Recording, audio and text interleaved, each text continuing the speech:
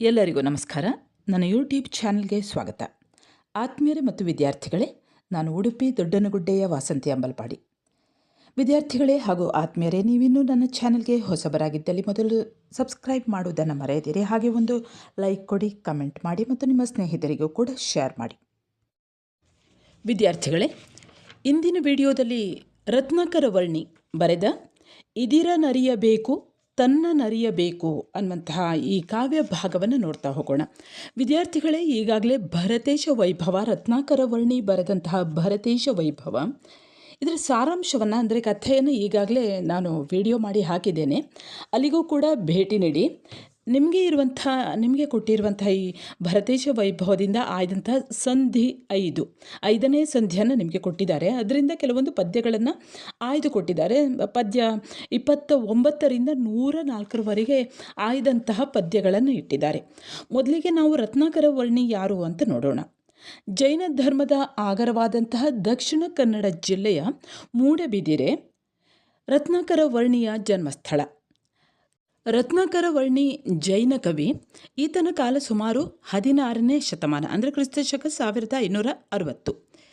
ಈತನ ದೀಕ್ಷಾ ಗುರುಗಳು ಚಾರುಕೀರ್ತಿ ಆಚಾರ್ಯರು, ಹಾಗೆ ಮೋಕ್ಷ ಗುರುಗಳು ಹಂಸನಾಥರು. ರತ್ನಾಕರ ವರ್ಣಿಯು ಸಾಂಗತ್ಯ ಕವಿಗಳಲ್ಲಿ ಅಗ್ರಗಣ್ಯನಾಗಿದ್ದಾನೆ. ಸಾಂಗತ್ಯ ಛಂದಸ್ಸಿನಲ್ಲಿ ಭರತೇಶ ವೈಭವ ಅನ್ನುವಂತಹ ಒಂದು ಬೃಹತ್ ಕಾವ್ಯವನ್ನು ರಚಿಸಿದ್ದಾನೆ. ಅದರ ಜೊತೆಯಲ್ಲೇ ಅಪರಾಜಿತೇಶ್ವರ ಶತಕ, ರತ್ನಾಕರಾಧೀಶ್ವರ ಶತಕ ಮತ್ತು ತ್ರಿಲೋಕ ಶತಕ ಅನ್ನುವಂಥ ಶತಕಗಳನ್ನು ರಚಿಸಿದ್ದಾನೆ.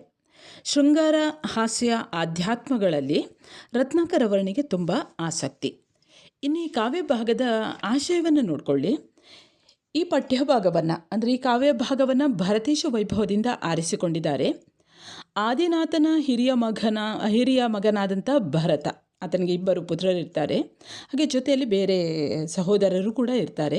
ಇದರಲ್ಲಿ ಭರತೇಶ ವೈಭವದಲ್ಲಿ ಮುಖ್ಯರಾಗಿ ಬರುವಂಥದ್ದು ಭರತ ಮತ್ತು ಬಾಹುಬಲಿ, ಅವರಿಬ್ಬರಿಗೆ ಸಂಬಂಧಿಸಿದಂಥ ಕಥೆ ಬರ್ತದೆ. ಇಲ್ಲಿ ಈ ಕಥೆಯನ್ನು ಪ್ರಮುಖವಾಗಿ ಕೇಳಿದರೆ ನಿಮಗೆ ಗೊತ್ತಾಗ್ತದೆ. ಇಲ್ಲಿ ನಿಮಗೆ ಪಠ್ಯವಾಗಿ ಇಟ್ಟಿರುವಂಥದ್ದು ಈತನ ಬಗ್ಗೆ, ಅಂದರೆ ಈತನ ಹೆಂಡತಿಯರ ಬಗ್ಗೆ, ಸತಿಯರ ಬಗ್ಗೆ ಇಟ್ಟಿರುವಂಥದ್ದು. ಈ ಹಿರಿಯ ಮಗನಾದಂಥ ಭರತ ಈತ ಮೊದಲ ಚಕ್ರಿ ಅನ್ನುವಂತಹ ಹೆಸರನ್ನು ಪಡೆದಿದ್ದ. ಅಂದರೆ ಆತನ ಆಯುಧಾಗಾರದಲ್ಲಿ ಚಕ್ರ ಒಂದು ಹುಟ್ಟುತ್ತದೆ. ಹಾಗಾಗಿ ಆತನಿಗೆ ಚಕ್ರಿ ಅನ್ನುವಂಥ ಹೆಸರು ಬರ್ತದೆ. ಇವನ ಕುರಿತಾದ ಕಾವ್ಯವೇ ಭರತೇಶ ವೈಭವ. ರತ್ನಾಕರ ವರ್ಣಿಯು ಆದರ್ಶ ರಾಜನೊಬ್ಬನ ಚಿತ್ರವನ್ನು ಭರತ ಚಕ್ರವರ್ತಿಯ ಕಥೆಯ ಮೂಲಕ ರೂಪಿಸಲು ಯತ್ನಿಸ್ತಾನೆ. ಭರತ ಚಕ್ರವರ್ತಿಗೆ ಒಟ್ಟಿಗೆ 96,000 ಹೆಂಡತಿಯರು ಇರ್ತಾರಂತೆ. ಇದ್ದರೂ ಆತ ಪುರುಷನೊಬ್ಬ ಸತಿಯೊಳಿಪ್ಪಂತೆ ಉಬ್ಬಸವಿಲ್ಲದೆಲ್ಲರೊಳು, ಅಂದರೆ ಎಲ್ಲರಿಗೂ ಕೂಡ ಗಂಡನಾಗಿ ಯಾರಲ್ಲಿಯೂ ಕೂಡ ಆತ ಭೇದ ಭಾವವನ್ನು ತೋರದೆ, ಹೇಗೆ ಒಬ್ಬ ಸತಿಯೋ ಒಬ್ಬ ಪುರುಷನು ಅಥವಾ ಒಬ್ಬ ಪತಿಯೋ ಒಬ್ಬಳೇ ಸತಿಯೊಂದಿಗೆ ಹೇಗೆ ಇರುತ್ತಾನೋ ಅದೇ ರೀತಿಯಲ್ಲಿ ಇವನು ಕೂಡ ಇದ್ದ ಅಂತ. ಇಂಥವನ ಕಥೆಯನ್ನು ಭೋಗವಿಜಯ, ದಿಗ್ವಿಜಯ, ಯೋಗ ವಿಜಯ, ಮೋಕ್ಷ ವಿಜಯ ಮತ್ತು ಅರ್ಕಕೀರ್ತಿ ವಿಜಯ ಎನ್ನುವಂಥ 5 ವಿಜಯಗಳಾಗಿ ರತ್ನಾಕರ ಹೇಳ್ತಾನೆ. ಭೋಗ ವಿಜಯದಲ್ಲಿ ಯೋಗವನ್ನು, ಯೋಗ ವಿಜಯದಲ್ಲಿ ಭೋಗವನ್ನು ಬೆರೆಸಿ ಹೇಳಿದ್ದಾನೆ.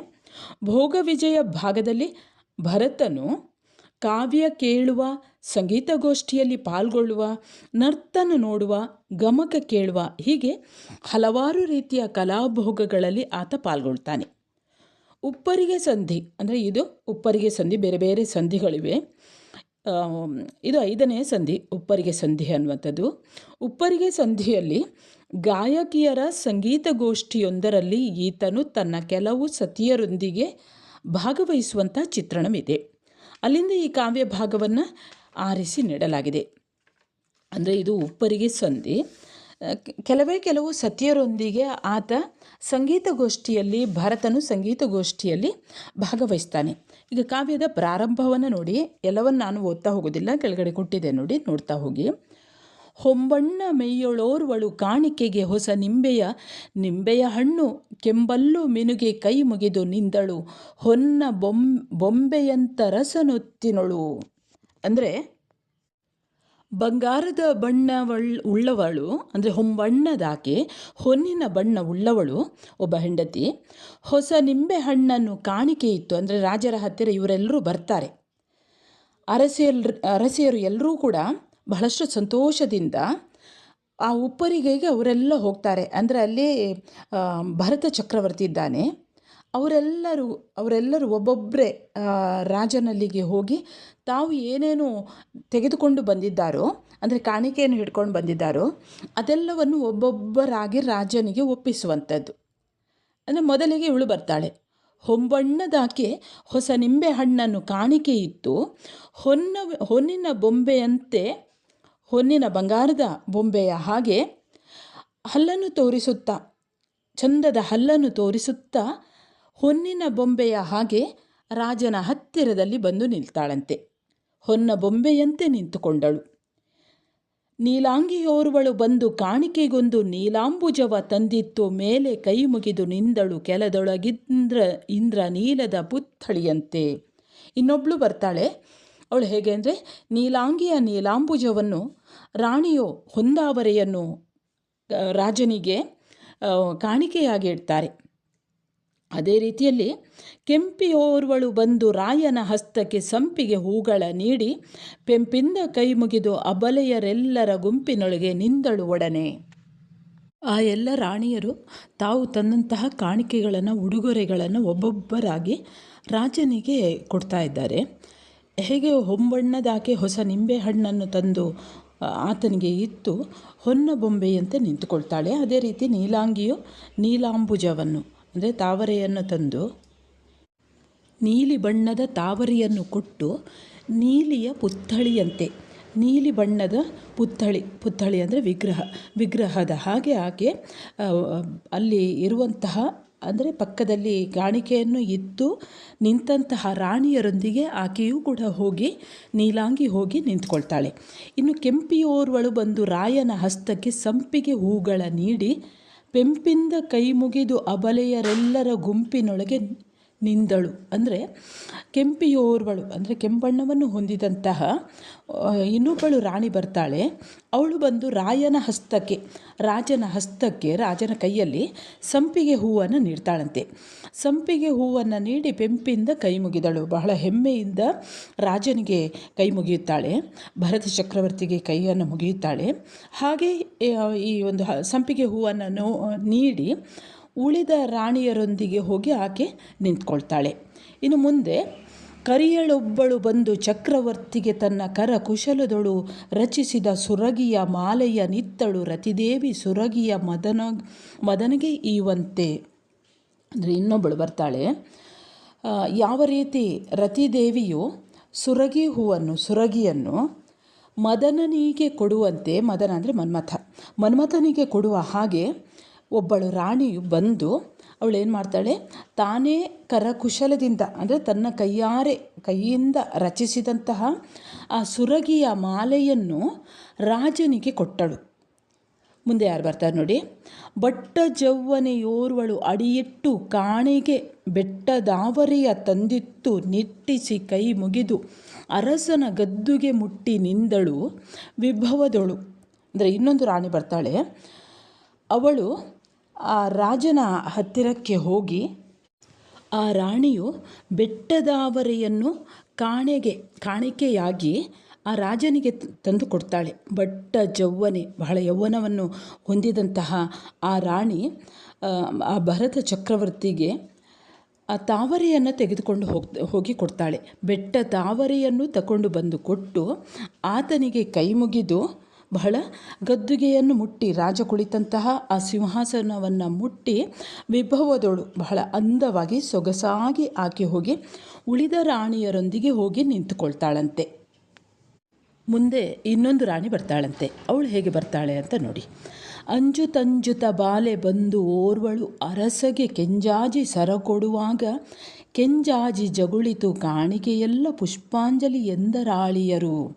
ಅಂದರೆ ಆ ಹುಡುಗಿ ಬಹಳಷ್ಟು ಸಂಕೋಚದಿಂದ ನಾಚುತ್ತಾ ರಾಜನ ಹತ್ತಿರಕ್ಕೆ ಬರ್ತಾಳಂತೆ. ಅವಳು ನಾಚುತ್ತಾ ಬಂದು ಮಲ್ಲಿಗೆಯ ಸರವನ್ನು ಕೊಡುವಾಗ, ಕೆಂಜಾಜಿಯನ್ನು, ಆ ಕೆಂಪು ಜಾಜಿ ಸರವನ್ನು ಕೊಡುವಾಗ ಅದು ಏನಾಗ್ತದೆ ಅಂದರೆ ಕೆಂಜಾಜಿ ಜಗುಳಿತು.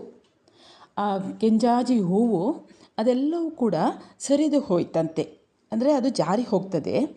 ಆಗ ಅವನು ಹೇಳ್ತಾನೆ, ಅದೆಲ್ಲ ಪುಷ್ಪಾಂಜಲಿ ಆಯಿತು, ಈ ಕಾಣಿಕೆಯೆಲ್ಲ ಪುಷ್ಪಾಂಜಲಿ ಆಯಿತು ಅಂತ ಹೇಳ್ತಾರಂತೆ. ಮುಂದೆ ಇನ್ನೊಬ್ಳು ಬರ್ತಾಳೆ. ಎಲ್ಲರ ಮುಂದೋರುವ ಮುಗ್ಧ ನಾಚುತ ಬಂದು ಮಲ್ಲಿಗೆ ಸರ ಕೊಡುವಾಗ ಮಲ್ಲಿಗೆ ಜಾರಿತು ಜಾರಿದರೇನದೆ ಮಲ್ಲಿಗೆ ಎಂದನು ನೃಪತಿ. ಅಂದರೆ ಇನ್ನೊಬ್ಬಳು ಮುಗ್ಧೆ ಬರ್ತಾಳಂತೆ. ಅವಳು ಮಲ್ಲಿಗೆಯ ಸರವನ್ನು ಕೊಡ್ತಾಳೆ. ಒಬ್ಬೊಬ್ಬರೇ ಒಂದೊಂದು ಅವರವರ ಇಷ್ಟದ ಹೂಗಳನ್ನೆಲ್ಲ ರಾಜನಿಗೆ ತಂದು ಕೊಡ್ತಾರೆ. ಈ ಮುಗ್ಧೆ ಬಾಲೆ ಅವಳು ಏನು ಮಾಡ್ತಾಳೆ ಅಂದರೆ ಆ ಮಲ್ಲಿಗೆ ಸರವನ್ನು ಕೊಡ್ತಾಳೆ. ಆ ಮಲ್ಲಿಗೆ ಸರವನ್ನು ಈಯುವಾಗ ಅದು ಜಾರಿ ಹೋಗ್ತದಂತೆ.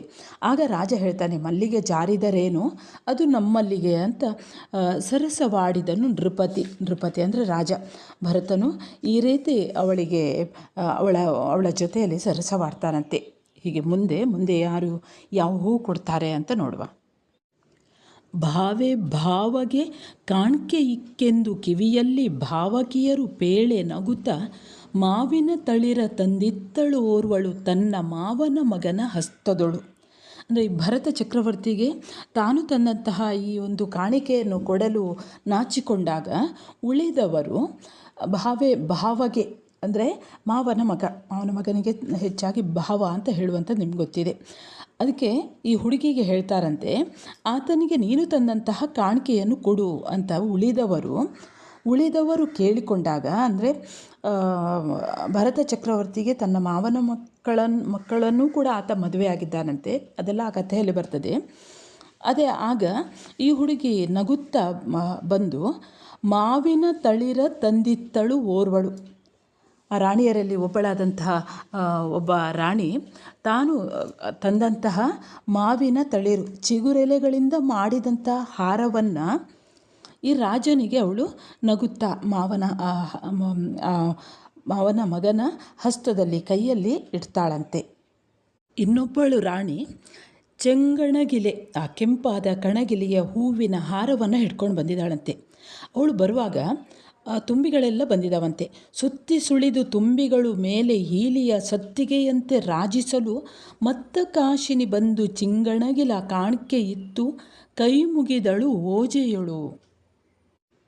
ಈ ಕಣಗಿಲೆ ಮಾಲೆಯನ್ನು ಹಿಡಿದುಕೊಂಡು ಬಂದಂತಹ ರಾಣಿ ಮತ್ತ ಕಾಶಿನಿ ಅಂದರೆ ಆಕರ್ಷಕವಾದಂತಹ ನಡಿಗೆ ಉಳ್ಳವಳು, ಆಕರ್ಷಕವಾದಂತಹ ಮುಖವನ್ನು ಹೊಂದಿದಂತಹ ರಾಣಿಯೊಬ್ಬಳು ಆಕರ್ಷಕವಾದ ತನ್ನ ನಡೆಯಿಂದ ರಾಜನ ಹತ್ತಿರಕ್ಕೆ ಬರ್ತಾಳಂತೆ. ಅವಳು ಬರುವಾಗ ಮೇಲಿನಿಂದ ತುಂಬಿಗಳ ಸಾಲೆ ಬರ್ತಾ ಇವೆ ಅಂತೆ. ಅವುಗಳು ಸತ್ತಿಗೆ ಅಂದರೆ ಛತ್ರ. ಈ ರಾಣಿಯರೆಲ್ಲ ಬರುವಾಗ ಅಥವಾ ರಾಜ ಮಹಾರಾಜರು ಬರುವಾಗ ಬೆಳ್ಗೊಡೆಯನ್ನು ಹಿಡಿತಾರಲ್ಲ, ಅದೇ ರೀತಿಯಲ್ಲಿ ಇವಳು ಬಹಳ ಚಂದದ ನಡಿಗೆಯಿಂದ ಈ ಒಂದು ಹಾರವನ್ನು ಹಿಡಿದುಕೊಂಡು ಬಂದು ರಾಜನಿಗೆ ಕೊಟ್ಟು ಬಹಳ ವಯ್ಯಾರದಿಂದ ಆಕೆ ಆ ಉಳಿದ ರಾಣಿಯರ ಹತ್ತಿರಕ್ಕೆ ಹೋಗಿ ನಿಂತುಕೊಳ್ತಾಳಂತೆ, ಪಕ್ಕದಲ್ಲಿ ನಿಂತುಕೊಳ್ತಾಳಂತೆ. ಮುಂದೆ ನೋಡಿ, ಸೇರಿಸಿ ಮುತ್ತು ಮಾಣಿಕದೊಟ್ಟು ಕರಿಯಳು ಸಾರಿ ಕಂಡಳು ರವಿಗಳುಕಿ ತಾರಗೆ ಮೀಂಬುಳಿ ಸಹವಾಗಿ ಮೊರೆಹೊಕ್ಕ ಕಾರಿರುಳ ಅಂಗನೆಯಂತೆ. ಇನ್ನೊಬ್ಬಳು ರಾಣಿ ಯಾವ ರೀತಿ ಶೋಭಿಸ್ತಾ ಇದ್ದಾಳೆ, ಅವಳು ರಾಜನ ಬಳಿಗೆ ಯಾವ ರೀತಿ ಕಾಣಿಕೆಯನ್ನು ಹಿಡ್ಕೊಂಡು ಹೋಗ್ತಾ ಇದ್ದಾಳೆ ಅನ್ನೋದನ್ನು ಕವಿ ಈ ರೀತಿ ಹೇಳ್ತಾರೆ. ಇನ್ನೊಬ್ಬಳು ರಾಣಿಯು ಅವಳು ಮುತ್ತು ಮಾಣಿಕ್ಯವನ್ನು ಸೇರಿಸಿ ಮಾಡಿದಂತಹ ಒಂದು ಹಾರವನ್ನು ತಗೊಂಡು ಬರ್ತಾಳಂತೆ. ಮುತ್ತು ಮಾಣಿಕದೊಟ್ಟು ಕರಿಯಳು ಸಾರಿ ಕಂಡಳು ರವಿಗೆ ಅಳುಕಿ ತಾರಗೆ ಮೀಂಬುಳಿ ಸಹವಾಗಿ ಮೊರೆಹೊಕ್ಕ ಕಾರಿರುಳ ಅಂಗನೆಯಂತೆ. ಈಗ ಯಾವ ರೀತಿ ಕಾಣಿಸ್ತಾ ಇದ್ದಾಳೆಂದರೆ, ಅಲ್ಲಿ ತಾರಗೆ ಮೀಂಬುಳಿ ಅಂತ ಕೊಟ್ಟಿದ್ದಾರೆ ನೋಡಿ. ತಾರಗೆ ಅಂದರೆ ನಕ್ಷತ್ರ, ಮೀಂಬುಳಿ ಅಂದರೆ ಈ ಮಿಂಚು ಹುಳ ಅಂತ ಹೇಳ್ತಾರೆ ನೋಡಿ. ಮಿಂಚು ಹುಳ ಒಂದು ನಕ್ಷತ್ರದ ರೀತಿಯಲ್ಲಿ ಕಾಣಿಸ್ತದೆ. ಕತ್ತಲಿನಲ್ಲಿ ಆ ಮಿಂಚು ಹುಳ ಹೋಗುವಾಗ ಒಂದು ನಕ್ಷತ್ರವೇ ನಡೆದುಕೊಂಡು ಹೋದ ಹಾಗೆ ಅನಿಸ್ತದೆ. ಅದೇ ರೀತಿಯಲ್ಲಿ ಕೆಲವೊಂದು ನಕ್ಷತ್ರಗಳು, ಆಕಾಶದಲ್ಲಿ ಇದ್ದಂತಹ ನಕ್ಷತ್ರಗಳು ಕೂಡ ಈ ಮಿಂಚು ಹುಳುವಿನ ಹಾಗೆ ಕತ್ತಲೆಯಲ್ಲಿ ಹೊಳೆಯುವಂತಹ ಒಂದು ನಕ್ಷತ್ರ. ಆ ರೀತಿ ಈಕೆ ಕಾಣಿಸ್ತಾಳೆ. ಕಾರಿರುಳ ಅಂಗನೆಯಂತೆ, ಅಂಗನೆ ಅಂದರೆ ಸ್ತ್ರೀ. ಕಾರಿರುಳಲ್ಲಿ ಅಂದರೆ ಕಪ್ಪು ಕತ್ತಲೆಯಲ್ಲಿ, ದಟ್ಟವಾದಂತಹ ಕತ್ತಲೆಯಲ್ಲಿ ಒಂದು ನಕ್ಷತ್ರವೇ ನಡೆದುಕೊಂಡು ಬರುತ್ತಾ ಇದೆಯೋ ಏನೋ ಎನ್ನುವ ಹಾಗೆ ಮುತ್ತು ಮತ್ತು ಮಾಣಿಕದ ಒಂದು ಹಾರವನ್ನು ಕಾಣಿಕೆಯಾಗಿ ರಾಜನಿಗೆ ಕೊಡ್ತಾಳಂತೆ. ಹೀಗೆ ರಾಜನಿಗೆ ಕೊಟ್ಟು ಈ ಥರ ರಾಣಿಯರೊಂದಿಗೆ ಹೋಗಿ ನಿಲ್ತಾಳೆ. ಮುಂದೆ ಯಾರು ಬರ್ತಾರೆ ಅಂತ ನೋಡಿ. ಗಂಡ ಪೆಂಡಿರು ತಾವು ನಿರ್ದೋಷರೆಂದೆಡೆಗೊಂಡು ದಿಬ್ಬೆಗೆ ಕೈಯನಿಕ್ಕಿ ಕೆಂಡವ ಪಿಡಿದು ತಂದೀವಂತೆ ಕೊಟ್ಟಳು ಗಂಡಗೋರುವಳು ಮಾಣಿಕವನು. ಗಂಡ ಹೆಂಡತಿಯರು ಅಂದರೆ ತಾವು ನಿರ್ದೋಷರು, ದೋಷರಹಿತರಾದವರು, ಯಾವುದೇ ಕಳಂಕ ಇಲ್ಲದವರು ಎಂಬುದನ್ನು ತೋರಿಸಿಕೊಡಲು ಒಲೆಯ ಕೆಂಡವನ್ನು ಎತ್ತಿ ತರುವಂತೆ, ಒಲೆಯಲ್ಲಿ ಇರುವಂತಹ ಕೆಂಡವನ್ನು ತನ್ನ ಕೈಯಲ್ಲಿ ಎತ್ತಿ ತರುತ್ತಿದ್ದಾಳೋ ಎನ್ನುವ ಹಾಗೆ ಮಾಣಿಕ್ಯವನ್ನು ಒಬ್ಬಳು ತಂದು ಕೊಡ್ತಾಳಂತೆ. ಹಾಗೆ ಮುತ್ತಿನ ಮಣಿಯನ್ನು ಇನ್ನೊಬ್ಬಳು ತಂದು ಆ ನೃಪನ ಕೈಗೆ ಕೊಡ್ತಾಳೆ. ಹೀಗೆ ರಾಣಿಯರು ಬೇರೆ ಬೇರೆ ರೀತಿಯ ಬೇರೆ ಬೇರೆ ವಿಧದ ಕಾಣಿಕೆಯನ್ನು, ಉಡುಗೊರೆಯನ್ನು ತೆಗೆದುಕೊಂಡು ಬಂದು ಆ ರಾಜನಿಗೆ ಕೊಡ್ತಾರೆ. ಆ ರಾಜನಿಗೆ ಕೊಟ್ಟಂತಹ ಕಾಣಿಕೆಯನ್ನು ಎಲ್ಲವನ್ನು ಕೊಟ್ಟ ನಂತರ ಆ ರಾಣಿಯರೆಲ್ಲರೂ ಅಲ್ಲೇ ನಿಂತುಕೊಳ್ತಾರೆ. ಆಗ ಈ ರಾಜನು ಅವರೆಲ್ಲರನ್ನು ನೋಡ್ತಾನಂತೆ. ಆ ರಾಣಿಯರು ಯಾವ ರೀತಿ ಇದ್ದರು ಅನ್ನೋದನ್ನು ಕವಿ ಹೇಳ್ತಾರೆ. ಕಾಮರಾಯನಿಗೆ ಅಥವಾ ಕಾಮಕಾಯನಿಗೆ ಅಂದರೆ ಕಾಮನ ರೀತಿಯಲ್ಲಿ, ಮನ್ಮಥನ ರೀತಿಯಲ್ಲಿ ಶರೀರವನ್ನು ಉಳ್ಳಂತಹ ಈ ರಾಜನಿಗೆ ಎಲ್ಲರೂ ಕೂಡ ಕಾಣಿಕೆಯನ್ನು ಇತ್ತು. ವನದೇವಿಯರು ಓಲೈಸುವಂತೆ ಲಲನಾ ಜೀವಮೋಹನನ ಪಕ್ಕದಲ್ಲಿ ಲಲನೆಯರು ಎಲ್ಲರೂ ನಿಂತಿದ್ದರು. ಆತನ ಹತ್ತಿರದಲ್ಲಿ ಎಲ್ಲರೂ ಕೂಡ ನಿಂತಿದ್ದರು. ಎಲ್ಲರನ್ನು ಈಕ್ಷಿಸಿ ಕಿರಿದು ಹೊತ್ತಿನ ಮೇಲೆ ಮೆಲ್ಲನೆ ಕೈ ಸನ್ನೆಯಿಂದ ಕುಳ್ಳಿರವೇಳ್ದನು ಭೂಪಾಲನು. ಆ ಹೆಂಗಳೆಲ್ಲರೂ ಕುಳಿತರು ಒಪ್ಪದಳು. ಆ ಮನ್ಮಥನಿಗೆ ತಾವು ಕಾಣಿಕೆಯನ್ನು ಕೊಟ್ಟೆವೋ ಎನ್ನುವ ಹಾಗೆ ಪಕ್ಕದಲ್ಲಿ ನಿಂತಹ ಆ ರಾಣಿಯರು, ವನದೇವಿಯರು ಓಲೈಸುವಂತೆ, ಕಾಮಕಾಯನಿಗೆ ಕಾಣಿಕೆಯನ್ನು ಇತ್ತು ಓಲೈಸುವಂತೆ ಆ ಲಲನೆಯರು ನಿಂತಿದ್ರು. ಅವರೆಲ್ಲರನ್ನು ಈಕ್ಷಿಸಿ ನೋಡಿ ಕಿರಿದು ಸ್ವಲ್ಪ ಹೊತ್ತಿನ ಮೇಲೆ ಮೆಲ್ಲನೆ ಕೈ ಸನ್ನೆಯಿಂದ ಕುಳ್ಳಿರವೇಳ್ದನು. ಅವರೆಲ್ಲರನ್ನೂ ಕೂಡ ಆ ಅರಸನು ಅವರೆಲ್ಲರನ್ನು ನೋಡಿ ಕೈ ಸನ್ನೆಯಿಂದಲೇ ಕುಳ್ಳಿರಲು ಹೇಳಿದನು. ಅವರೆಲ್ಲರನ್ನು ಕುಳಿತುಕೊಳ್ಳಲು ಹೇಳಿದನು. ಆಗ ಆ ಹೆಂಗಳೆಲ್ಲರೂ, ಆ ನಾರಿಯರು ಎಲ್ಲರೂ ಕೂಡ, ಆ ರಾಣಿಯರು ಎಲ್ಲರೂ ಕೂಡ ಕುಳಿತರು ಒಪ್ಪದಳು. ಶೋಭಾಯಮಾನವಾಗಿ ಅವರು ಎಲ್ಲರೂ ಕೂಡ ಅಲ್ಲೇ ಕುಳಿತುಕೊಳ್ತಾರಂತೆ. ಆಗ ರಾಜ ಏನು ಮಾಡ್ತಾನೆ ನೋಡಿ.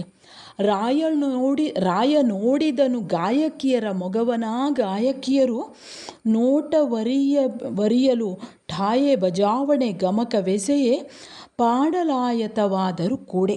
ಅಂದರೆ ಸಂಗೀತ ಗೋಷ್ಠಿಯನ್ನು ಮಾಡ್ತಾ ಇದ್ದಾನೆ ರಾಜ. ಅವನೇನು ಮಾಡ್ತಾನೆ, ಅಲ್ಲಿರುವಂತಹ ಆ ರಾಣಿಯರು ಎಲ್ಲರೂ ಕೂಡ ಕುಳಿತುಕೊಳ್ತಾರಂತೆ. ಅಲ್ಲಿ ಒಂದು ಆ ಮೃದು ತಲ್ಪದಲ್ಲಿ ಅರಸಿಯರು ಎಲ್ಲರೂ ಕೂಡ ರಾಜನ ಸನ್ನೆಯನ್ನು ಅರಿತುಕೊಂಡು ಅವರೆಲ್ಲರೂ ಕುಳಿತುಕೊಳ್ತಾರೆ.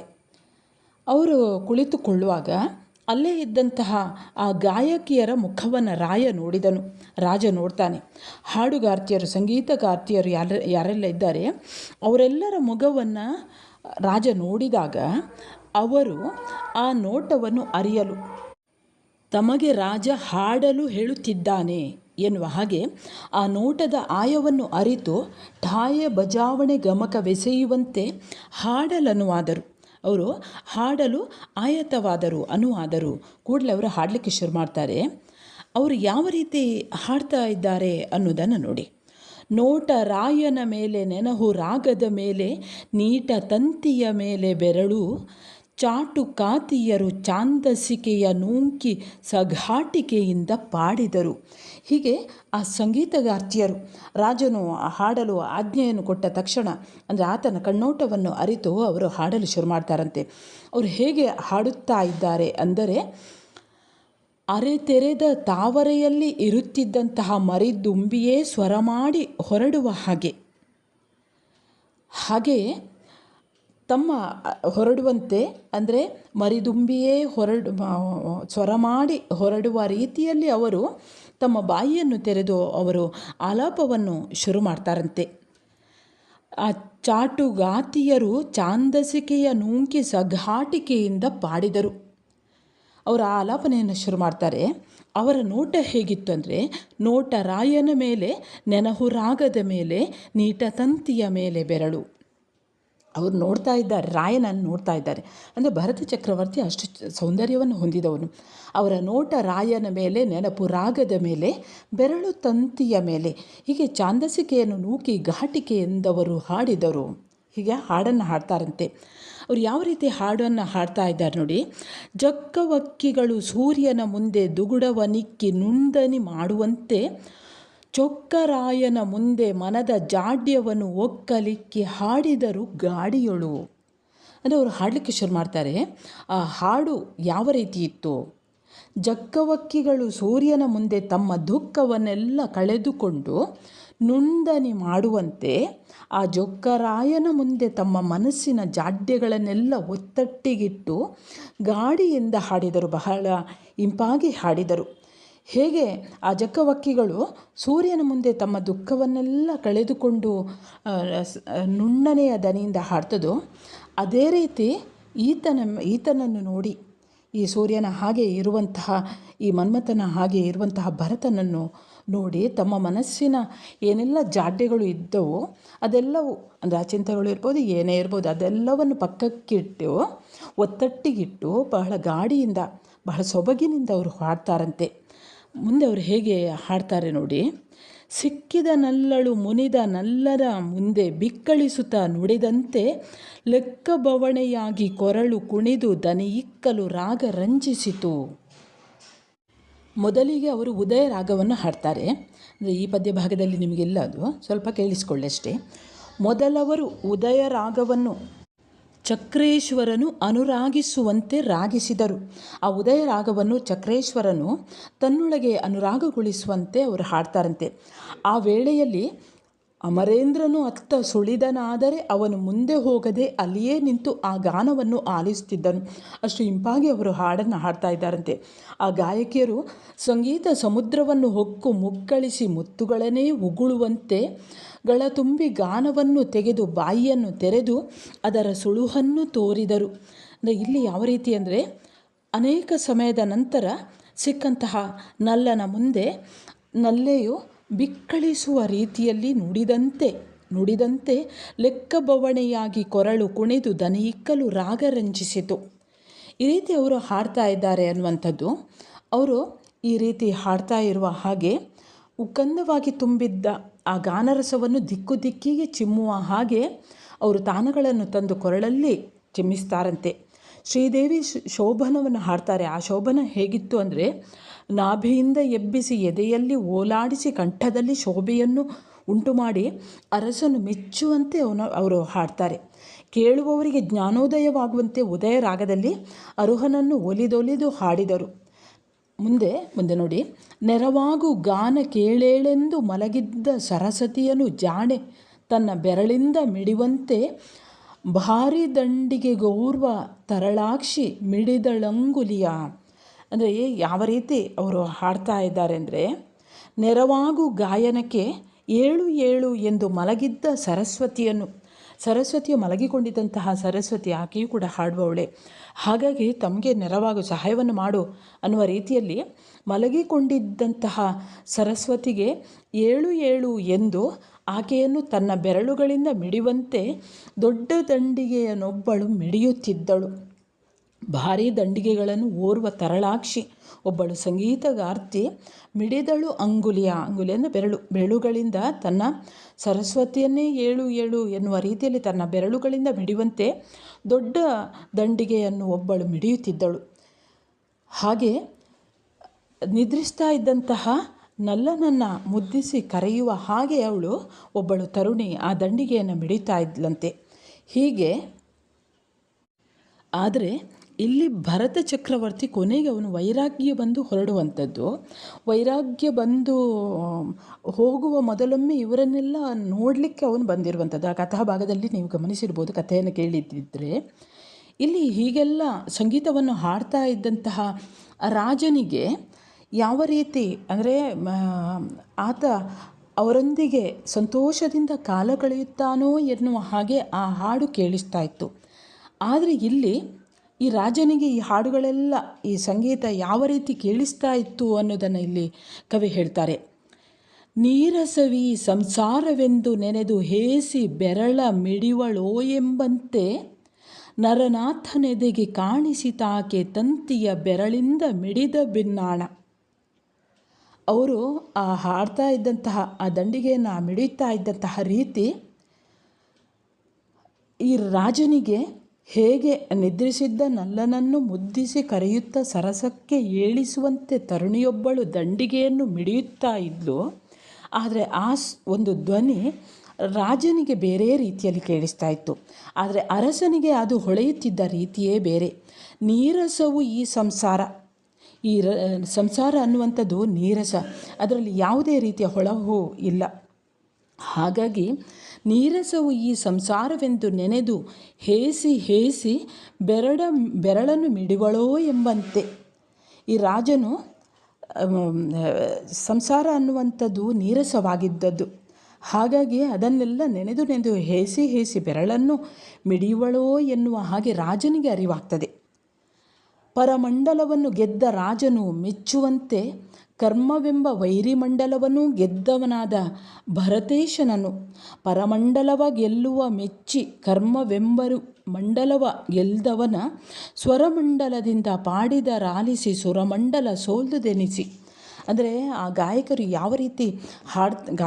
ಯಾವ ರೀತಿ ಹಾಡ್ತಾ ಇದ್ದಾರೆ ಅಂದರೆ, ಪರಮಂಡಲವನ್ನು ಗೆದ್ದಂತಹ ರಾಜನು ಮೆಚ್ಚುವಂತೆ ಕರ್ಮವೆಂಬ ವೈರಿಮಂಡಲವನ್ನು ಗೆದ್ದವನಾದ ಭರತೇಶನನ್ನು ತನ್ನ ಸ್ವರಮಂಡಲದಿಂದ ಅವರು ಹೊಗಳಿ ಹಾಡುತ್ತಾರೆ.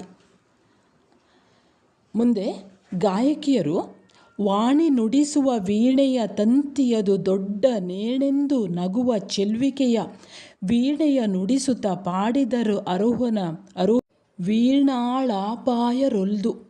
ಅಂದರೆ ವೀಣೆಯನ್ನು ಆತನು, ಆ ರಾಜ ಹಾಡನ್ನು ಕೇಳ್ತಾ ಇದ್ದಾನೆ, ಆ ದಂಡಿಗೆಯನ್ನು ಮಿಡಿಯುವಂತಹ ಆ ಒಂದು ಸ್ವರವನ್ನು ಕೇಳ್ತಾ ಇದ್ದಾನೆ. ಆದರೆ ರಾಜನಿಗೆ ಬೇರೆ ರೀತಿಯಲ್ಲಿ ಕೇಳಿಸ್ತಾ ಇದೆ ಅಂತೆ. ಈ ಸಂಸಾರ ಅನ್ನುವಂಥದ್ದು ನೀರಸ. ಇದನ್ನು ನೆನೆದು ಹೇಸಿ ಹೇಸಿ ಬೆರಳನ್ನು ಮಿಡಿಯುತ್ತಾ ಇದ್ದಾಳೋ ಎನ್ನುವ ಹಾಗೆ ಈ ರಾಜನಿಗೆ ಅನಿಸ್ತದೆ. ಈ ರಾಜ ಪರಮಂಡಲವನ್ನು ಗೆದ್ದ ರಾಜನು ಮೆಚ್ಚುವ ರೀತಿಯಲ್ಲಿ ಕರ್ಮವೆಂಬ ವೈರಿಮಂಡಲವನ್ನು ಗೆದ್ದವನಾದ ಭರತೇಶನನ್ನು ತಮ್ಮ ಸ್ವರಮಂಡಲದಿಂದ ಅವರು ಹಾಡಿ ಹೊಗಳುವಂಥದ್ದು, ಆ ವೀಣೆಯ ಸ್ವರದಿಂದ ಅವರು ಹಾಡಿ ಹೊಗಳ್ತಾ ಇದ್ದಾರೆ. ಈ ಗಾಯಕಿಯರು ಕಿನ್ನರಿ ವಿದ್ಯಾಧರಿ ದರಿ ಇನ್ನ ವರ್ಗಾರಣೆ ಎನ್ನಲು ಭಿನ್ನ ಭಿನ್ನ ಭಕ್ತಿಗಳ ಕಿನ್ನರಿಯಿಂದ ಭಿನ್ನಾಣವರಿದು ಪಾಡಿದರು. ಅಂದರೆ ಅವರು ಬೇರೆ ಬೇರೆ ರೀತಿಯಿಂದ ಈ ಹಾಡನ್ನು ಹಾಡ್ತಾ ಇದ್ದಾರೆ ಗಾಯಕಿಯರು.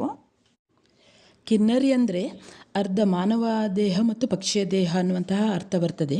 ಹಾಗೆ ಹೆಣ್ಣು ಮಕ್ಕಳಿಗೂ ಹೇಳ್ತಾರೆ, ಹೆಣ್ಣು ಮಕ್ಕಳ ಹೆಸರಿಗೆ ಹೇಳ್ತಾರೆ. ಹಾಗೆ ಇಲ್ಲಿ ಕಿನ್ನರಿಯರು ಅಂದರೆ ಕಿನ್ನರಿ ವಿದ್ಯಾಧರಿಯರು, ಬೇರೆ ಬೇರೆ ರೀತಿಯ ಒಂದು ಕಿನ್ನರರು ಅನ್ನುವಂಥ ವರ್ಗವೂ ಇದೆ. ಕಿನ್ನರರು, ಕಿಂಪುರುಷರು, ದೇವತೆಗಳು ಅನ್ನುವಂಥದ್ದು ನೀವು ಕೇಳಿರ್ಬೋದು. ಅಂದರೆ ಇಲ್ಲಿ ಸಂಗೀತ ನೃತ್ಯ ಸೌಂದರ್ಯಕ್ಕೆ ಹೆಸರಾಗಿರುವಂಥ ಸಂಗೀತಗಾರ್ತಿಯರು ಇವರು ಹಾಡ್ತಾ ಇದ್ದಾರೆ.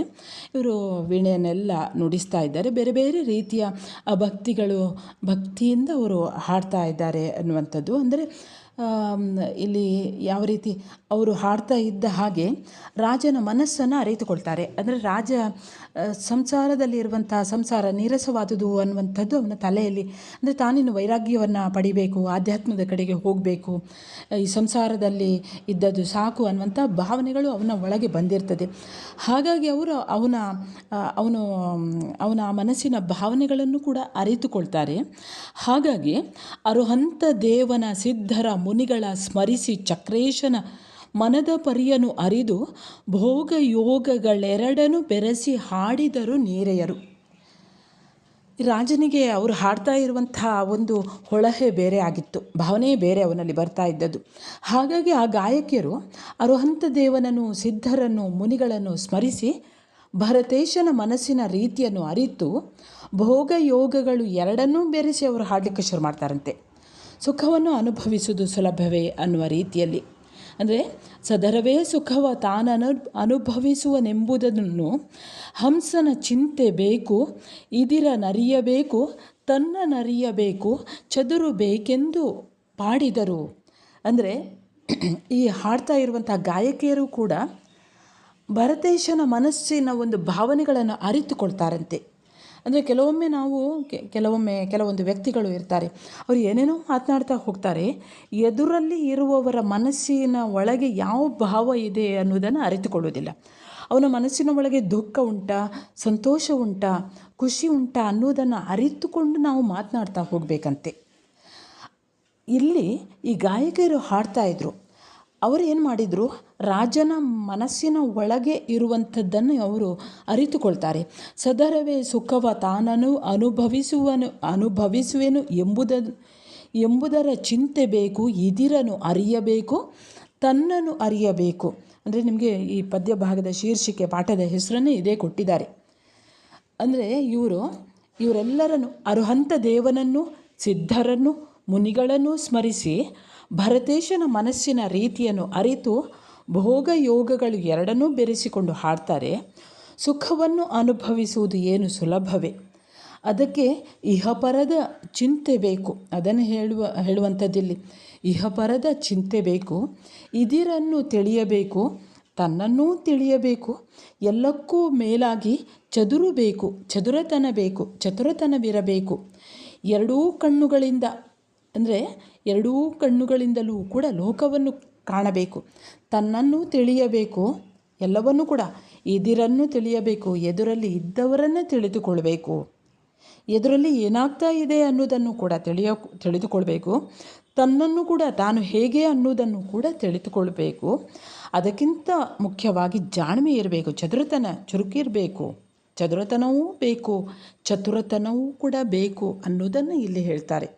ಅಂದರೆ ಎರಡೂ ಕಣ್ಣುಗಳಿಂದ ಈ ಲೋಕವನ್ನು ನೋಡಬೇಕು, ಪರಾಮರಿಸಿ ನೋಡಬೇಕು, ಎಚ್ಚರಿಕೆಯಿಂದ ನೋಡಬೇಕು, ತನ್ನ ಇರವನ್ನು ಸುಜ್ಞಾನದ ದೃಷ್ಟಿಯಿಂದ ತಿರುಗಿ ನಿಟ್ಟಿಸಬೇಕು. ಇಂತಹ ಈ ಒಂದು ಬುದ್ಧಿ ಅನ್ನುವಂಥದ್ದು, ಈ ಒಂದು ಸುಜ್ಞಾನ ವರಸತಿಯರ ಕೂಡೆ ನಲಿದಾಡಬೇಕೊಮ್ಮೆ, ಸುರಸತಿಯೊಳು ನುಡಿಬೇಕು, ಪರಸತಿಯೊಳು ಮೌನ ಮುಕ್ತಿ ಸತಿ ಧ್ಯಾನವಿರಬೇಕು, ನಾಲ್ಗೊಗಬೇಕು. ಅಂದರೆ ಈ ಒಂದು ಬಾಲೆಯರ ಒಡನೆ ಇರಬೇಕು. ಮೈಯ ಸುಖಕ್ಕೆ ಮರುಳಾಗಿ ತಮ್ಮಾತ್ಮನ ಸಯ್ಯ ನರಿಯದೆ ಭೋಗಿಪುದು, ಉಯ್ಯ ಕೈವಿಡಿದು ತಂಡುಲವ ಬಿಸುಟ ಮರುಳಯ್ಯರ ಮಾರ್ಗವೇನಲ್ತೆ. ಅಂದರೆ ಇಲ್ಲಿ ಆ ಬಾಲೆಯರೊಡನೆ ಇರಬೇಕು, ಆತ್ಮರತಿ ಎನ್ನುವಂತಹ ಹಾಲು ಕಡಲಿನಲ್ಲಿ ಇರಬೇಕು. ಇಂತಹ ಸುಖ ಸಿದ್ಧಿ ಪುರುಷೋತ್ತಮರಿಗೆ ಅಲ್ಲದೆ ಆಲಸ್ಯ ಪುರುಷರಿಗೆ ದೊರಕುವುದೇ. ಒಮ್ಮೆ ಪರಸತಿಯರೊಡನೆ ನುಡಿದಾಡಿದರೆ ಇನ್ನೊಮ್ಮೆ ಸುರಸತಿಯೊಡನೆ ನುಡಿದಾಡಬೇಕು. ಪರಸತಿಯ ವಿಚಾರದಲ್ಲಿ ಮೌನದಿಂದಿರಬೇಕು. ಮುಕ್ತಿ ಸತಿಯ ಧ್ಯಾನ ಸದಾಕಾಲದಲ್ಲಿಯೂ ಇರಬೇಕು. ಮುಕ್ತಿ ಸತಿ ಧ್ಯಾನವಿರಬೇಕು, ನಾಲ್ಗೊಗಬೇಕು. ಮುಕ್ತಿ ಸತಿಯ ಧ್ಯಾನ ಸದಾ ಕಾಲದಲ್ಲಿಯೂ ಕೂಡ ಇರಬೇಕು ಮನುಷ್ಯನಿಗೆ. ಈ ರೀತಿಯಲ್ಲಿ 4 ಮುಖವಿರಬೇಕು ಅನ್ನೋದನ್ನು ಹೇಳ್ತಾರೆ. ಅಂದರೆ ಒಮ್ಮೆ ಪರಸತಿಯರೊಡನೆ ನುಡಿದಾಡಿದರೆ ಇನ್ನೊಮ್ಮೆ ಸುರಸತಿಯೊಡನೆ ನುಡಿದಾಡಬೇಕು. ಪರಸತಿಯ ವಿಚಾರದಲ್ಲಿ ಮೌನದಿಂದಿರಬೇಕು. ಮುಕ್ತಿ ಸತಿಯ ಧ್ಯಾನ ಸದಾ ಕಾಲದಲ್ಲಿಯೂ ಇರಬೇಕು. ಈ ರೀತಿಯಲ್ಲಿ 4 ಮುಖವಿರಬೇಕು. ಮೈಯ ಸುಖಕ್ಕೆ ಮರುಳಾಗಿ ತಮ್ಮಾತ್ಮನ ಸಯ್ಯ ನರಿಯದೆ ಭೋಗಿಪುದು, ಉಯ್ಯ ಕೈವಿಡಿದು ತಂಡುಲವ ಬಿಸುಟ ಮರುಳಯ್ಯರ ಮಾರ್ಗವೇನಲ್ತೆ. ಅಂದರೆ ಮೈಯ ಸುಖಕ್ಕೆ ಮರುಳಾಗಿ ಆತ್ಮನ ಸಯ್ಯ ನರಿಯದೆ ಭೋಗಿಸುವುದು ಮರುಳಯ್ಯಗಳ ಮಾರ್ಗ. ಹಾಗೆ ಯೋಗವನ್ನು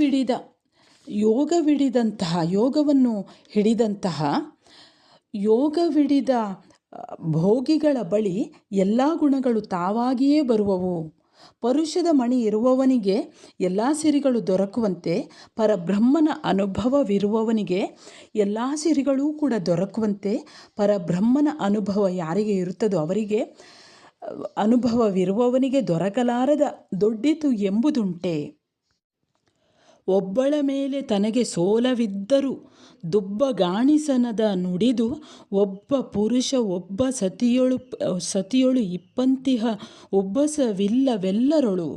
ಅಂದರೆ ಇಲ್ಲಿ ಹೇಗೆ ಒಂದು ರಾಜನಾದವನು ಆತನಿಗೆ ಅಂದರೆ ಇಲ್ಲಿ ಭರತೇಶ ರಾಜನಾಗಿದ್ದರೂ ಕೂಡ ಆತನಿಗೆ ವೈರಾಗ್ಯ ಉಂಟಾಗುವಂಥದ್ದು ಯಾವ ರೀತಿ ಮೈಯ ಸುಖಕ್ಕೆ ಮರಳಾಗಿ ಆತ್ಮನ ಸಯ್ಯನರಿಯದೆ ಭೋಗಿಸುವುದು ಮರಳಯ್ಯಗಳ ಮಾರ್ಗವು ಅದೇ ರೀತಿ ಹಾಗೆ ಯೋಗವಿಡಿದ ಭೋಗಿಗಳ ಬಳಿ ಎಲ್ಲ ಗುಣಗಳೂ ತಾವಾಗಿಯೇ ಬರುತ್ತವೆ. ಪರುಷದ ಮಣಿ ಇರುವವನಿಗೆ ಎಲ್ಲ ಸಿರಿಗಳು ದೊರಕುವಂತೆ ಪರಬ್ರಹ್ಮನ ಅನುಭವವಿರುವವನಿಗೆ ಎಲ್ಲ ಸಿರಿಗಳು ದೊರಕುವ ಹಾಗೆ. ಅಂದರೆ ಇಲ್ಲಿ ಈ ರಾಜ ಭರತೇಶನು ಒಮ್ಮೆ ಮುಗ್ಧೆಗೆ ಮೋಹನ ಕಲೆಗಳನ್ನು ಕಲಿಸಿ ಆಕೆಯನ್ನು ವಿದಗ್ಧೆಯನ್ನಾಗಿ ಮಾಡಿದರೆ, ಇನ್ನೊಮ್ಮೆ ತನ್ನ ನುಡಿಜಾಣ್ಮೆಯಿಂದ ವಿದಗ್ಧೆಯನ್ನು ಮೌನಗೊಳಿಸಿ ಮುಗ್ಧೆಯನ್ನಾಗಿ ಮಾಡುವನು. ಅವನು ಸರಸವನ್ನು ಆಡುವುದಿಲ್ಲ, ಆದರೆ ಅವನಾಡಿದ ಮಾತುಗಳಲ್ಲಿ ವಿರಸವೆಂಬುದು ಇರಲಾರದು. ಆದ್ದರಿಂದ ಅಂಗನೆಯರೆಲ್ಲರನ್ನು ಪರವಶಗೊಳಿಸಿದರೂ ತನ್ನ ಪರಿಣತಿಯಲ್ಲಿ ಎಚ್ಚರವಾಗಿರುವನು. ಅಂದರೆ ಇದಿರನರಿಯಬೇಕು ತನ್ನನರಿಯಬೇಕು ಅನ್ನುವ ರೀತಿಯಲ್ಲಿ ಈತ ಈ ಭರತೇಶನು ಇನ್ನೊಬ್ಬರಿಗೆ ಆತ ವಿರಸವನ್ನು ಉಂಟು ಮಾಡುವುದಿಲ್ಲ. ಹಾಗೆ ಅವನ ಮಾತಿನಲ್ಲಿ ವಿರಸ ಅನ್ನುವಂಥದ್ದೇ ಇಲ್ಲ. ಅದೇ ರೀತಿ ಅರಸನು ತಾನು ಮುನಿಯಲಾರ, ಇನ್ನೊಬ್ಬರಿಗೂ ಕೂಡ ಮುನಿಯುವುದಿಲ್ಲ, ಇನ್ನೊಬ್ಬರನ್ನೂ ಕೂಡ ಮುನಿಯಲು ಬಿಡಲಾರ. ಸಿಕ್ಕಿದಂತಿಹನು ಸಿಕ್ಕನು ರತಿ ಸುಖದಲ್ಲಿ ಸೊಕ್ಕಿದಂತಿಹನಲ್ಲಿ ಸೊಕ್ಕ ಠಕ್ಕರಂತಿಹನದು ಠಕ್ಕಲ್ಲ ನಿಜವ ಕಣ್ಣಿಕ್ಕಿ ಕಂಡವನ ಲೀಲೆಯದು. ಭರತೇಶನು ತನ್ನ ನುಡಿಜಾಣ್ಮೆಯಿಂದ ಅವನು ವಿದಗ್ಧೆಯನ್ನು ಮೌನಗೊಳಿಸಿ ಮುಗ್ಧೆಯನ್ನಾಗಿ ಮಾಡ್ತಾನೆ. ಅವನು ಸರಸವನ್ನು ಆಡುವುದಿಲ್ಲ, ಆದರೆ ಅವನು ಆಡಿದ ಮಾತುಗಳಲ್ಲಿ ವಿರಸ ಅನ್ನುವುದು ಇಲ್ಲ. ಅಂದರೆ ಅವನ ಮಾತುಗಳಲ್ಲಿ ಯಾವುದೇ ಕೋಪವೂ ಕೂಡ ಇರುವುದಿಲ್ಲ, ಸಂತಸವೂ ಇರುವುದಿಲ್ಲ, ವಿರಸವೂ ಇರುವುದಿಲ್ಲ. ಹಾಗಾಗಿ ಅವನು ಅಂಗನೆಯರು ಎಲ್ಲರನ್ನೂ ಕೂಡ ಪರವಶಗೊಳಿಸಿದರೂ ತನ್ನ ಪರಿಣತಿಯಲ್ಲಿ ಅವನು ಎಚ್ಚರವಾಗಿರ್ತಾನೆ. ಅರಸನು ತಾನು ಮುನಿಯುವುದಿಲ್ಲ, ಅನ್ಯರನ್ನೂ ಕೂಡ ಬೇರೆಯವರನ್ನು ಕೂಡ ಮುನಿಯಲು ಬಿಡಲಾರ. ತಾನೂ ಕೋಪಗೊಳ್ಳುವುದಿಲ್ಲ, ಇನ್ನೊಬ್ಬರನ್ನೂ ಕೂಡ ಕೋಪಗೊಳ್ಳಲು ಬಿಡಲಾರ. ಆತ್ಮರಸಿಕನ ಅನುಭವ ಅಂದರೆ ತನಿವಾಲನ್ನು ಕಾಸಿದಂತೆ, ರುಚಿಕರವಾದಂತಹ ನೊರೆಭರಿತವಾದಂತಹ ಹಾಲನ್ನು ಮತ್ತೆ ಕಾಸಿದಂತೆ. ಅರಸನು ಮಾನ ತಪ್ಪದೆ ನಿತ್ಯವೂ ಕೂಡ ಗಂಭೀರ ತಪ್ಪದೆ ನಡೆಯುವನು. ಅವನಂತೆ ಆ ಮಾನಿನಿಯರು ನಡೆಯುವರು. ಅಂದರೆ ಇಲ್ಲಿ ಭರತೇಶನೇನು ಅವನು ಸಾಮಾನ್ಯನಲ್ಲ, ಒಲಿಯುವನು, ಇಚ್ಛೆಯನ್ನು ಸಲ್ಲಿಸುವನು. ದುರ್ಗದಂತೊಮ್ಮೆ ಗ್ರಾಮಗಳಂತೆ ಹೂವಿನ ಕೂರ್ಗಣೆಯಂತಿಹನು ಒಮ್ಮೆ ಸ್ವರ್ಗವೇ ಪುರುಷನಾದಂತೆ ಹೆಂಗಳಿಗೆ ಸಂಸರ್ಗ ಸುಖವ ತೋರುತಿಹನು. ಅಂದರೆ ಅವನು ಒಮ್ಮೆ ದುರ್ಗದ ಹಾಗಿದ್ದರೆ ಇನ್ನೊಮ್ಮೆ ಗ್ರಾಮದ ರೀತಿಯಲ್ಲಿ ಇರ್ತಾನೆ. ತನ್ನ ಸಂಪರ್ಕಕ್ಕೆ ಯಾರೆಲ್ಲ ಬರ್ತಾರೋ ಅವರೆಲ್ಲರಿಗೂ ಕೂಡ ಸುಖವನ್ನು ನೀಡ್ತಾನೆ. ಅವನು ಮಾರ್ಗವಲ್ಲೆಂಬಂತೆ ತೋರ್ಪು ಧನ್ಯರಿಗೆ ಸನ್ಮಾರ್ಗದೊಳು ಅವನು ಇರುತಿಹನು. ಆರ್ಗೆ ತಿಳಿಯಬಹುದಾತ್ಮ ವಿಜ್ಞಾನಿ ಅಂತರ್ಗತವನು ಜಿನಬಲ್ಲ. ಅಂದರೆ ಇವನು ಯಾವ ರೀತಿ ಇದ್ದಾನೆ ಅನ್ನುವಂಥದ್ದು, ಅವನೇನು ಸಾಮಾನ್ಯನಾದವನಲ್ಲ, ಒಲಿಸ್ತಾನೆ, ಇನ್ನೊಬ್ಬರನ್ನು ಕೂಡ ಒಲಿಯುತ್ತಾನೆ ಮತ್ತು ಒಲಿಸುತ್ತಾನೆ, ಇಚ್ಛೆನೂ ಕೂಡ ಸಲ್ಲಿಸ್ತಾನೆ. ಒಮ್ಮೆ ದುರ್ಗದ ಹಾಗಿರ್ತಾನೆ, ಒಮ್ಮೆ ಗ್ರಾಮದ ಹಾಗಿರ್ತಾನೆ. ತನ್ನ ಸಂಸರ್ಗಕ್ಕೆ ಯಾರೆಲ್ಲ ಬರ್ತಾರೋ ಅವರೆಲ್ಲರಿಗೂ ಕೂಡ ಅವನು ಸುಖವನ್ನು ನೀಡ್ತಾನೆ. ಗೂಳಿ ನಡೆವ ಹೆಜ್ಜೆ ತೋರುವುದಲ್ಲದೆ ಗಾಳಿಯ ಹೆಜ್ಜೆ ತೋರುವುದೇ, ಜಾಳುಗಳೊಳಗಣ ಆಗು ಗಾಣಿಸುವುದಲ್ಲದೆ ತತ್ವಶೀಲನೊಳಗೆ ಕಾಣ್ಬರಾರು. ಅಂದರೆ ಅವನೇನು ಸಾಮಾನ್ಯನಲ್ಲ. ಗೂಳಿ ನಡೆವ ಹೆಜ್ಜೆ ತೋರುವುದು, ಗಾಳಿ ನಡೆಯುವ ಹೆಜ್ಜೆ ತೋರುವುದೇ. ಗೂಳಿ ನಡೆದಂಥ ಹೆಜ್ಜೆಯನ್ನು ಕಾಣ್ತದೆ, ಗೂಳಿ ನಡೆದ ದಾರಿಯಲ್ಲಿ ಅದರ ಹೆಜ್ಜೆಯನ್ನು ನೋಡ್ಬೋದು, ಆದರೆ ಗಾಳಿ ನಡೆಯುವಂಥ ಹೆಜ್ಜೆ ತೋರುವುದಿಲ್ಲ. ಗಾಳಿ ನಡೆಯುವಾಗ ಯಾವುದೇ ಹೆಜ್ಜೆ ಗುರುತಿರುವುದಿಲ್ಲ. ಜಾಳುಗಳ ಒಳಗು ಕಾಣುವುದಲ್ಲದೆ ತತ್ವಶೀಲನ ಒಳಗನ್ನು ಕಾಣುವವರು ಯಾರು? ಹೀಗೆ ಇದು ನಮ್ಮ ಭರತ ಚಕ್ರೇಶನ ನಡೆಯಲ್ಲದಿದರೊಳು ಇನ್ನರಸಿದರಿಲ್ಲ, ಅದು ತಾನು ಪೂರದೊಳಾತ್ಮ ಭಾವನೆಯ ಮಾಡಿದ ಫಲವೆಂದು ಹಾಡಿದರು. ಈ ಗಾಯಕಿಯರು ಆತನ ತಿಳಿವನ್ನು ತಿಳಿದು, ಆತನಿಗೆ ಈ ಸಂಸಾರದಲ್ಲಿ ವಿರಸವಿದೆ ಅನ್ನುವುದನ್ನು ತಿಳಿದು ಆ ಗಾಯಕಿಯರು ಹೀಗೆ ಬೇರೆ ಬೇರೆ ರೀತಿಯಲ್ಲಿ ಹಾಡ್ತಾರಂತೆ. ಅಂದರೆ ಆತ ಗೂಳಿ ನಡೆದ ಹೆಜ್ಜೆ ತೋರುವುದು, ಗಾಳಿ ನಡೆದ ಹೆಜ್ಜೆ ತೋರುವುದೇ. ಜಾಳುಗಳ ಒಳಗು ಕಾಣುವುದಲ್ಲದೆ ತತ್ವಶೀಲನ ಒಳಗನ್ನು ಕಾಣುವವರು ಯಾರು? ಈ ನಮ್ಮ ಭರತ ಚಕ್ರೇಶ್ವರನ ನಡತೆ ಎಂದರೆ ಪೂರ್ವದಲ್ಲಿ ಆತ್ಮಭಾವನೆಯನ್ನು ಮಾಡಿದ ಫಲ ಎಂದು ಹೀಗೆ ಆ ಗಾಯಕಿಯರು ಭರತೇಶ್ವರನ ಕುರಿತು ಹಾಡ್ತಾರಂತೆ. ವಿದ್ಯಾರ್ಥಿಗಳೇ, ಇವಿಷ್ಟು ರತ್ನಾಕರ ವರ್ಣಿ ಬರೆದ ಭರತೇಶ ವೈಭವದ ಈ ಪದ್ಯಗಳನ್ನು ನಿಮಗೆ ಇಟ್ಟಿದ್ದಾರೆ. ಅದೇ ಭರತೇಶ್ವರನ ಕುರಿತು, ಭರತ ಚಕ್ರೇಶ್ವರನ ಕುರಿತು ಆತನ ನಡತೆ ಎಂದರೆ ಏನು, ಅದು ಪೂರ್ವದಲ್ಲಿ ಆತ್ಮಭಾವನೆಯನ್ನು ಮಾಡಿದಂತಹ ಫಲ ಅನ್ನೋದನ್ನು ಆ ಗಾಯಕಿಯರು ಹಾಡ್ತಾರೆ. ಈ ಹಾಡು ನಿಂತಾಗ, ಅಂದರೆ ಆ ಗಾಯಕಿಯರು ಹಾಡುವುದನ್ನು ನಿಲ್ಲಿಸಿದಾಗ, ಆ ಗಾಯಕಿಯರ ಜಾಣ್ಮೆಗೆ ಮೆಚ್ಚಿದಂತಹ ಅರಸು, ಅಂದರೆ ಮೊದಲಿಗೆ ಒಳ್ಳೆಯ ರೀತಿಯಲ್ಲಿ ವಯ್ಯಾರದಿಂದ ಹಾಡ್ತಾಯಿದ್ರು, ಕೊನೆಗೆ ರಾಜನ ಮನೋಗತವನ್ನು ಅರಿತು ಇದನ್ನು ಅರಿಯಬೇಕು, ಅಂದರೆ ಆತನ ಮನಸ್ಸಿನ ಭಾವನೆಗಳನ್ನು ಅರಿತು ಗಾಯಕಿಯರು ಹಾಡ್ತಾರೆ. ಅವರ ಜಾಣ್ಮೆಗೆ ಮೆಚ್ಚಿ ಭರತೇಶನು ಅವರಿಗೆಲ್ಲರಿಗೂ ಕೂಡ ಉಡುಗೊರೆಯನ್ನು ಕೊಡ್ತಾರೆ. ಎದೆದಟ್ಟಿ ಹಾಡಿದಿರಿ, ಒಳ್ಳೆಯದಾಯಿತು ಅಂತ ಅವರನ್ನು ಸನ್ಮಾನಿಸ್ತಾನೆ ರಾಜ. ಅವರು ಕೊನೆಗೆ ಈ ರಾಜನ ಕಾಲಿಗೆ ಎರೆದು ಕಾಲಿಗೆ ನಮಸ್ಕರಿಸಿ ಅಲ್ಲೇ ಮುಂದಕ್ಕೆ ಹೋಗಿ ಕೂತ್ಕೊಳ್ತಾರೆ. ಹೀಗೆ ರಾಜನು ಆ ಅರಸಿಯರ ಓಲಗದಲ್ಲಿ ಇರ್ತಾನೆ. ಇಲ್ಲಿಗೆ ಅಸಂಧಿ ಮುಗಿತದೆ. 5ನೇ ಅಸಂಧಿ ಮುಕ್ತಾಯವಾಗ್ತದೆ. ವಿದ್ಯಾರ್ಥಿಗಳೇ, ಈ ಒಂದು ಕಾವ್ಯವನ್ನು ಸರಿಯಾಗಿ ಆಲಿಸಿ ಕೇಳಿ, ಮತ್ತೊಮ್ಮೆ ಕೇಳಿ, ಅಂದರೆ ನಿಮಗೆ ನೀಡಿದಂತಹ ಆ ಪರೀಕ್ಷೆಗೆ ನೀಡುವಂತಹ ಪ್ರಶ್ನೆಗಳು ಯಾವುದನ್ನು ನೀಡ್ತಾರೋ ಅದಕ್ಕೆ ಪೂರಕವಾಗಿ ಉತ್ತರ ಇಲ್ಲಿದೆ. ಸರಿ ವಿದ್ಯಾರ್ಥಿಗಳೇ, ಮುಂದೆ ಯಾವುದಾದ್ರೂ ಹೊಸ ವಿಷಯ ಬೇಕು ಅನಿಸಿದರೆ ಒಂದು ಕಮೆಂಟ್ ಮಾಡಿ. ಸರಿ, ಮುಂದೆ ಇನ್ನೊಂದು ಹೊಸ ವಿಷಯದೊಂದಿಗೆ ಬರುತ್ತೇನೆ. ಅಲ್ಲಿಯವರೆಗೆ ನಮಸ್ಕಾರ.